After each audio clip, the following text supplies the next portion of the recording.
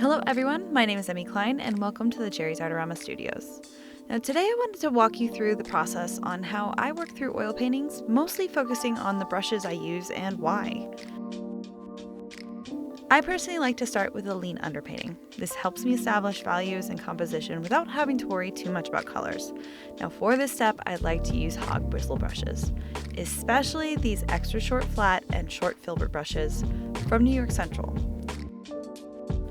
The short bristles are quite stiff, which allow me to move oil paints around with ease, and it gives me a ton of control. I do vary the colors I start my paintings with, but a good standard on my palette is a warm brown like the Tuscan Pine brown pink granular. This color granulates when you break it down with Studio Solve, and that has become one of my favorite ways to tone my canvas. I like to use a larger brush to tone with because honestly, I just want to get to the fun painting as quickly as possible.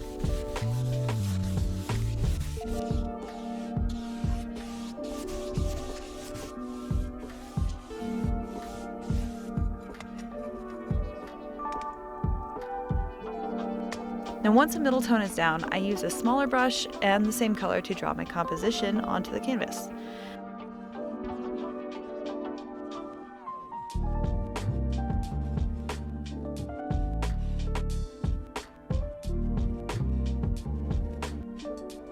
I switch back and forth between using the paint with less solvent, which gives me the darker areas, and then using a cleaner brush with more solvent, and that pulls the pigments up and it lightens the areas. These brushes have a lot of snap to them, so I can achieve really sharp edges to my drawing if I need them.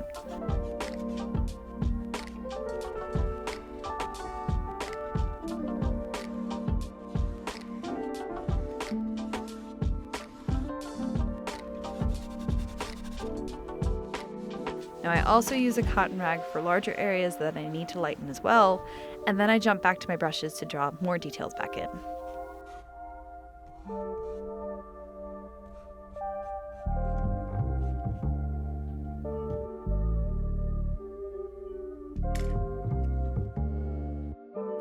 After my underpainting is complete, I move on to color.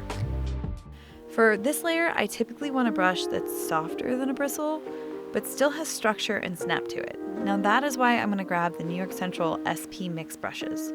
It's a combination of synthetic and natural bristles that allow me to apply paint thickly or thinly depending on what I need to do.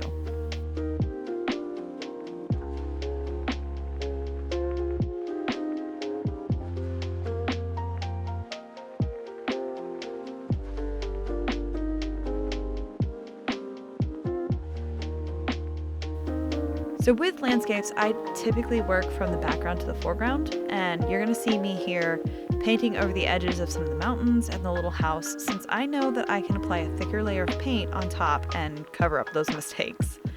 Now this really lets me focus on what colors and values I'm seeing in the sky, and during this step you'll also see me adjust my drawing around. This is why I love oil painting, because nothing is final until you decide it is.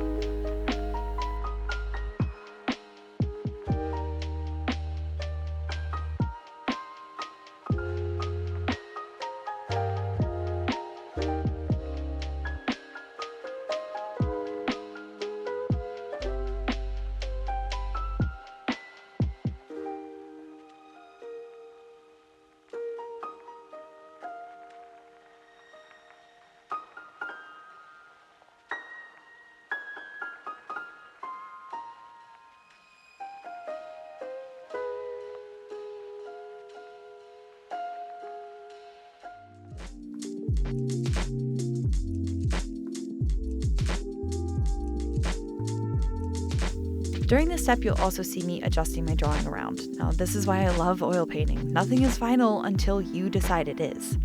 And speaking of, you can see me here going over that water area quite a lot.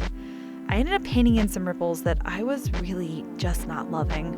And so a little blending with the SP Mix brush, and it's like it never happened.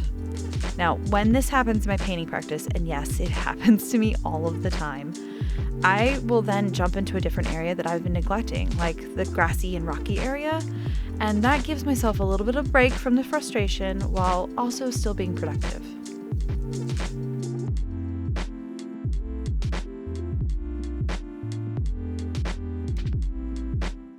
And once I have everything blocked in, we move on to the finishing touches.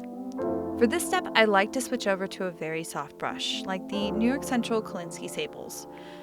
Soft brushes really allow you to remove brush strokes and blend things together, so while my painting is wet, I'll do just that. I like to soften some areas of the clouds, the mist around the mountains, and even some areas in the rocks and grass, and that gives me more variety in the edge quality of my brush strokes. After I'm done softening areas, this is usually when I walk away from my paintings. This allows me to get a mental break and come back with fresh eyes and a fresh perspective, while also allowing the previous layers to dry a little bit. At this point, I'm really reevaluating the entire painting. My goal was to have the focus be on this cute little red house, so I'm trying to make sure I'm achieving that goal. I'm checking to see if it's balanced when it comes to the overall values, color placements, and color saturation. And when I see a problem, I use the soft Kolinsky Sable brushes to glaze colors on top using the safflower oil to get those soft, subtle shifts that the painting really needs. So of course at the very end, don't forget to sign your painting.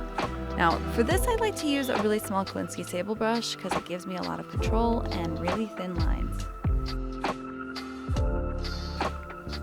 Thank you all so much for watching. If you've enjoyed this tutorial, let us know in the comments, and of course don't forget to hit that like button.